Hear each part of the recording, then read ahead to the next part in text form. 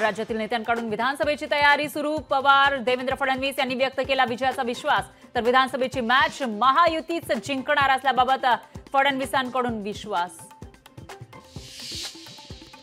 पंतप्रधान मोदींकडून एक झाड आईच्या नावे अभियानाची घोषणा. प्रत्येकाने आपल्या आईच्या नावे झाडं लावण्याचं पंतप्रधान मोदींचं मन की बात मधून आवाहन.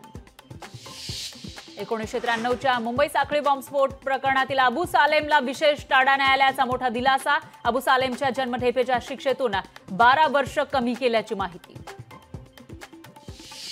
पिंपरी चिंचवडमध्ये राष्ट्रवादी पक्षाच्या अजित पवार गटाला धक्का बसण्याची शक्यता. अजित पवार गटाच्या 16 नगरसेवकांनी रात्री उशिरा शरद पवारांची भेट घेतल्याची माहिती. नाशिकमध्ये 2 जणांमुळे इंद्रायणी नदी पुन्हा फेसाळली. मुख्यमंत्र्यांकडून इंद्रायणी नदीची पाहणी, मात्र मुख्यमंत्र्यांची पाठ फिरताच नदीत पुन्हा दूषित पाणी सोडल्याचं उघड.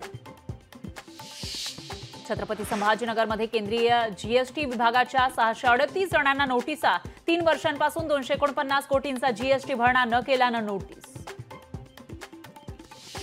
रेल्वे प्रवाशांच्या तक्रारींचा निपटारा त्वरित करण्याच्या रेल्वे मंत्री अश्विनी वैष्णव यांच्या रेल्वे प्रशासनाला सूचना. पावसाळ्यात लोकल सेवा सुरळीत सुरू राहण्यासाठी उपाययोजना करण्याचेही निर्देश. 13 जुलैच्या संभाजीनगरमधील मनोज रांगेंच्या महासंवाद रॅलीला ओबीसी नेत्यांचा विरोध. संभाजीनगरमधील ओबीसी नेते पोलीस आयुक्तांना देणार निवेदन. तुकोबा आणि माऊलींच्या पालख्यांचा आज पुण्यात मुक्काम. पालखी सोहळ्याच्या पार्श्वभूमीवर पुणे शहरातील वाहतुकीत मोठे बदल.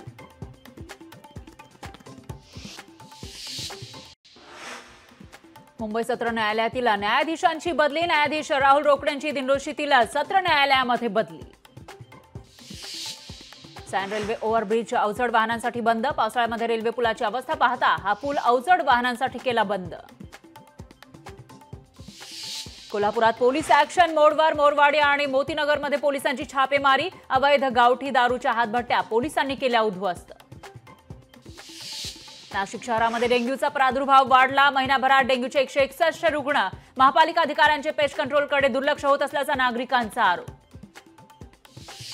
यवतमाळच्या दिग्रस भिवंडी बस स्थानकाच्या आवारात पावसाच्या पाण्यानं तळ्याचं स्वरूप. बस आगारातील अधिकाऱ्यांनी आणि प्रशासनानं लवकर पाण्याचा निचरा करावा, नागरिकांची मागणी. केंद्रीय मंत्री प्रतापराव जाधव यांचं बुलढाण्यात जोरदार स्वागत. कार्यकर्ते पदाधिकाऱ्यांकडून जाधवांचा नागरी सत्कार. मंत्रिपदाची शपथ घेतल्यानंतर जाधव पहिल्यांदाच बुलढाण्यात. खासदार सुप्रिया सुळेंनी संत तुकाराम महाराजांच्या पादुकांचं घेतलं दर्शन. यावेळी राज्यातील शेतकरी सुजलाम सुफलाम हो अशी प्रार्थना केल्याची त्यांनी दिली माहिती. कोल्हापुरात अधिक परताव्याचा आमिष दाखवून सॉफ्टवेअर इंजिनियरला 1.25 कोटींचा गंडा. गांधीनगर पोलीस ठाण्यामध्ये 6 संशयितांविरोधात गुन्हा दाखल. सांगलीच्या मटण मच्छी मार्केटचं रुपडं पालटणार. शासनाकडून 8 कोटी रुपयांचा निधी मंजूर. आयुक्त शुभम गुप्ता यांच्याकडून पालिकेच्या पथकासह मच्छी मार्केटची पाहणी. कोल्हापूर जिल्ह्यामध्ये पावसाचा जोर कायम. पंचगंगा नदीची पाणी पातळी 17 फुटांवर पोहोचली तर 6 बंधारे पाण्याखाली गेल्यानं बंधाऱ्यावरील वाहतूक बंद. साताऱ्यातील पाटणमध्ये लेंडोरी गावात गरिबांच्या धान्यावर विक्रेत्याचा डल्ला. रात्री होणारा रेशनमधील काळा बाजार नागरिकांनी केला उघड. छत्रपती संभाजीनगर स्मार्ट सिटीसाठी केंद्राकडून 9 महिने मुदतवाढ. 31 मार्च 2025 पर्यंत कामं पूर्ण करावी लागणार. चिखलदऱ्यातील भीमकुंड धबधबा 2 दिवस राहणार बंद. सोमवार आणि मंगळवारी धबधब्यावर पर्यटकांना प्रवेश बंद. माकडांचा बंदोबस्त करण्यासाठी निर्णय.